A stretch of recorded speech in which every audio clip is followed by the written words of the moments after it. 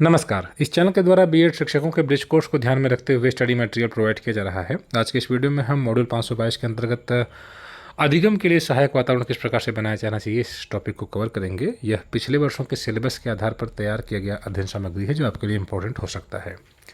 देखिए, हर बच्चा सीखता है। क्या सीखता है, कैसे सीखता है, यह उसके वातावरण पर निर्भर करता है। किस प्रकार के परिवेश में वह रहता है, बहुत कुछ उसी से वह सीखता है।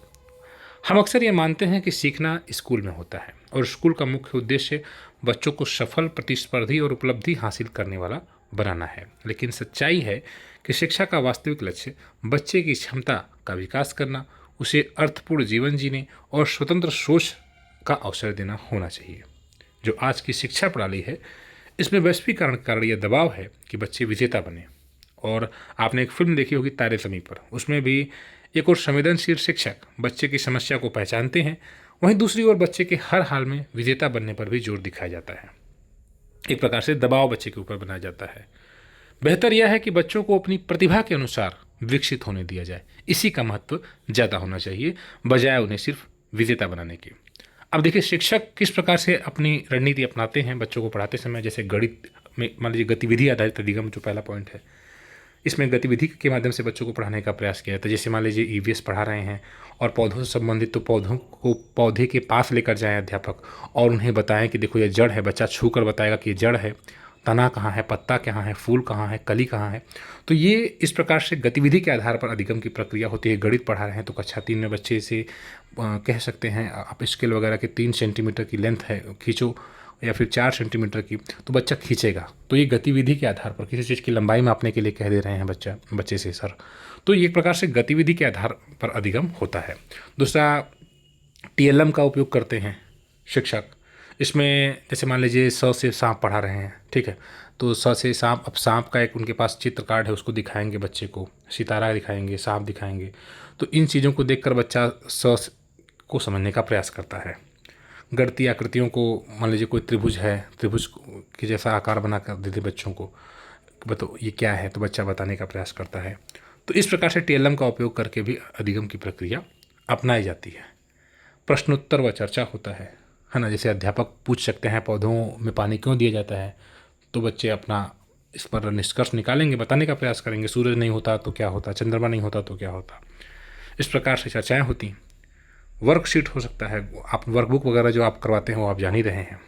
समूह कार्य होता है, जैसे बच्चों से आप कहते हैं पानी बचाओ है, इस पर सभी लोग एक बड़ा सा एक मतलब बोल रहे हैं ना पोस्टर बनाने के लिए, तो बच्चे पोस्टर बनाते हैं। तो इस प्रकार से समूह कार्य करते हैं।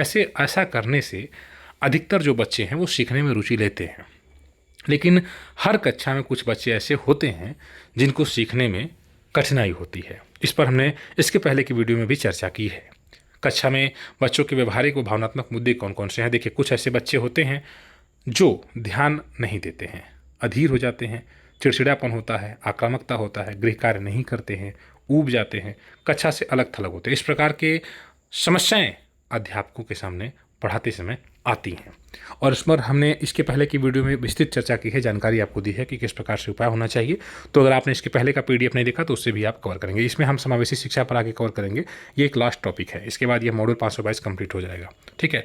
तो ये जो व्यवहार बच्चों का है, शरारत नहीं है, बल्कि कुछ समस्याएँ हो सकती हैं। कभी अब जो आपने ये समस्याएं देखी हैं, जैसे बच्चा चिड़चिड़ा है, तो हो सकता है कि माता पिता के बीच कोई झगड़ा रहा हो सकता है उसे ठीक से खाने को नहीं मिला हो, बहुत सी समस्याएं हो सकती हैं। तो जब बच्चे के सामने समस्याएं होंगी तो उसका इस प्रकार का व्यवहार दिखेगा। बच्चा अधीर होगा, ध्यान नहीं देगा, आक्रामक हो जाएगा, झगड़ा करने लगते हैं बच्चे कभी कभी।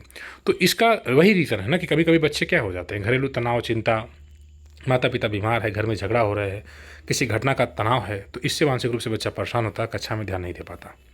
अगर बच्चे भावनात्मक रूप से असुरक्षित महसूस करेंगे तो वे न तो सीख पाएंगे, न ही दोस्त बना पाएंगे, अपना आत्मविश्वास खो देते हैं और धीरे धीरे स्कूल से भी दूरी बनाने लगते हैं। इसलिए बच्चों की भावनाओं को पहचानना जरूरी है और समझना भी, और यह शिक्षक का एक मुख्य दायित्व है ना।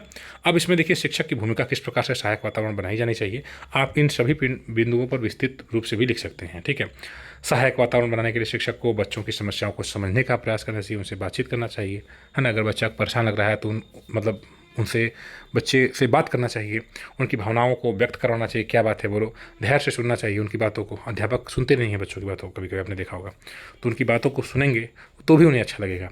छोटी छोटी सकारात्मक गतिविधियाँ देना चाहिए। बच्चा अगर परेशान है, बोर हो रहा है, तो आप ऐसी कोई गतिविधि दे दें, जैसे कक्षा में सभी लोग मतलब कोई भी आप काम दे दें, मान लीजिए सबको पढ़ाओ, सबकी कॉपी चेक करो, देखो कौन होमवर्क करके आया है, कौन किसने होमवर्क नहीं किया, किसने क्लास वर्क किया है। ये तमाम कार्य बच्चों को आप थोड़ी थोड़ी गतिविधियाँ दे सकते हैं।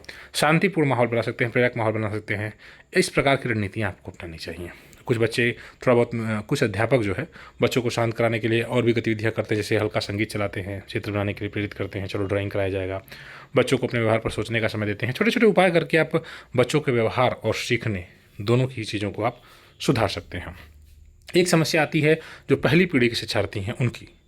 उसमें क्या है कि पहली पीढ़ी का मतलब ये हुआ कि माता पिता दोनों ही शिक्षित नहीं हैं, और उसके बाद बच्चा पहली बार पढ़ रहा है अपने घर में और कोई जानकार नहीं है, तो ऐसे बच्चों के सामने खास समस्या होती है। क्यों? क्योंकि घर में पढ़ाई का माहौल नहीं है। बच्चे माता पिता अगर अशिक्षित हैं, बिल्कुल पढ़े लिखे नहीं हैं, दादा दादी भी पढ़े लिखे नहीं हैं, बच्चा पहली बार पढ़ रहा है, तो उनके घर वाले पढ़ाई का महत्व बहुत ज़्यादा नहीं समझेंगे, है ना। और इस प्रकार से जो उसके एक परिवार का एक मतलब परिवेश एक घर से मिलता है, वो चीज़ उसको मिल नहीं पाएगा। भाषा की कठिनाई होगी, गृहकार्य में कोई सहायता नहीं मिल पाएगी बच्चे को। अगर कोई समस्या हो रही है, घर पे नहीं आ रहा है बच्चे को, तो माता पिता उसका सपोर्ट नहीं कर पाएंगे। स्कूल के नियमों और जीवन शैली को समझने में समय लगता है, और बच्चा नए नए बार जब इस प्रकार के वातावरण में जाता है तो उससे डर लगता है, क्योंकि माता पिता उस प्रकार से बातचीत नहीं करते हैं। बच्चा पहली बार विद्यालय में आएगा, इस प्रकार की नई नई चीज़ों को देखेगा तो घबरा जाता है। इसलिए शिक्षक को यह सोचना चाहिए कि ऐसे बच्चों को कैसे गृह कार्य दिया जाए जिससे वे घर खुद करें। क्योंकि आपने देखा कि कुछ लोगों के घर उनके बहन रहती हैं, भाई रहते हैं, या माता पिता कोई भी उसका काम वगैरह करवा देते हैं, सपोर्ट कर देते हैं। लेकिन अगर कोई ऐसा नहीं है तो फिर बच्चा कैसे गृह कार्य करेगा, ये अध्यापक को सोचना है। यदि बच्चा गृह कार्य नहीं कर पाता तो उसे रोज डांटना या लिखने के लिए मजबूर करना कोई समाधान नहीं होता है। इसके बजाय शिक्षक इस प्रकार से काम दे कि घर पर वो आसानी से कर ले। ऐसी कोई सरल गतिविधि दे सकते हैं, पढ़ने की आदत डालने के लिए बोले, समय प्रबंधन सिखाएं, टाइम टेबल बना, बच्चा सुबह इतने बजे ये करो, मतलब उसको टाइम एक फिक्स कर दे कि हाँ तुमको इतने बजे से इतने बजे तक खेलना है, फिर पढ़ना है। इस प्रकार से बच्चे को सिखाए और छोटे छोटे लक्ष्य निर्धारित करें। इससे बच्चा धीरे धीरे सीखने की प्रक्रिया में जुड़ जाता है। बहुत से बच्चे ऐसे भी होते हैं जो जल्दी उग जाते हैं, जैसे जिनको मतलब की चीज़ें आसान लगती हैं। कुछ बच्चे ऐसे होते हैं इंटेलिजेंट होते हैं ज़्यादा, तो जब वो जल्दी सीख जाएंगे तो फिर वो आपकी बातों को ध्यान ही नहीं देंगे, है ना। बाकी बच्चे ध्यान दे रहे हैं, आप आपको बात को वो ध्यान नहीं देंगे। तो कुछ बच्चे जो होशियार होते हैं वे जल्दी उग जाते हैं, क्योंकि सिखाई जा रही चीज़ें उनके लिए बहुत आसान है, सामग्री उनसे जुड़ नहीं पाती, अब उनको लिए आसान हो गई। अब आप जोड़ सिखा रहे हैं हासिल का, तो दो चार बच्चे ऐसे होंगे जो कहेंगे पहले एक साल मुझे आ रहा है, तो जब आप उसको सिखाएंगे तो बच्चे ध्यान नहीं देंगे, है ना, क्योंकि उनको पहले से आ रहा है। तो ऐसे बच्चों के लिए शिक्षक थोड़ा कठिन और चुनौतीपूर्ण कार्य दें, नए ढंग से सवाल हल करना सिखाते हैं, कुछ इस तरह से नई चीज़ें सिखा रहे, ये तो मैं नहीं जानता था तो सर बताएंगे कैसे ऐसे करो। पहाड़ों में पैटर्न ढूंढें, स्वयं सवाल बनवाएं, वास्तविक जीवन से जुड़े हुए उदाहरण का उपयोग कर सकते हैं। इस प्रकार से करेंगे तो उनकी भी रुचि बनी रहेगी और वे कक्षा में सक्रिय रहेंगे। ठीक है। अब देखिए अभिभावकों की भूमिका क्या होनी चाहिए। अभिभावक शिक्षक बैठक जो हो रही है उसमें ऐसा नहीं होना चाहिए कि अध्यापक, अक्सर ये देखा जाता है कि गार्जियन मीटिंग में अभिभावक शिकायत लेकर आते हैं, या शिकायतों का मतलब माता पिता से बोला जाता है अध्यापक के द्वारा कि हाँ आपका बच्चा काम नहीं करता है। शिकायत का मंच नहीं होना चाहिए, ठीक है। इसमें शिक्षक को बच्चों की नोटबुक वगैरह, कॉपी, वर्कशीट दिखाकर अभिभावकों को समझाना चाहिए। अभिभावक भले शिक्षित ना हो लेकिन बच्चों के साथ बैठकर रुचि तो दिखाए, इससे बच्चों में पढ़ाई के प्रति प्रेरणा बढ़ती है। अगर पढ़े लिखे नहीं है माता पिता, जरूरी नहीं है कि पढ़े लिखे हैं तभी बच्चा पढ़ेगा, कम से कम माहौल ऐसा बनाए। अभिभावक, शिक्षक और विद्यालय तीनों का एकजुट होना अत्यंत आवश्यक है, ठीक है, तभी बच्चा वास्तव में सीख पाएगा। इसलिए हमें यह समझना चाहिए कि हर बच्चा सीख सकता है, लेकिन उसके लिए सहायक, सुरक्षित और प्रेरक वातावरण आवश्यक है। शिक्षक को बच्चों की भावनाओं, व्यवहार और घर की पृष्ठभूमि को समझना चाहिए। पहली पीढ़ी के बच्चों का विशिष्ट उस पर ध्यान देना चाहिए। अभिभावकों की सक्रिय भूमिका अनिवार्य है। जब विद्यालय, शिक्षक और परिवार मिलकर काम करते हैं तो हर बच्चा अपनी क्षमता के अनुसार सीखता है और आत्मविश्वासी बनता है। इसी को कहते हैं सहायक अधिगम वातावरण, जो कि आपने समझ लिया। तो फिलहाल अगर यहाँ से प्रश्न आएगा तो आप इतनी चीज़ों को आराम से कवर कर लेंगे और आसानी से इसका उत्तर आप दे लेंगे। फिलहाल ब्रिज कोर्स की तैयारी करते हैं तो इस चैनल को सब्सक्राइब करें, ज्वाइन करें, और व्हाट्सएप ग्रुप को भी ज्वाइन कर सकते हैं। नीचे आपको नंबर मिल जाएगा, वहाँ से आप व्हाट्सएप ग्रुप ज्वाइन करें। PDF वगैरह आपको उपलब्ध करा दी जाती है। मिलते हैं नेक्स्ट वीडियो में। धन्यवाद।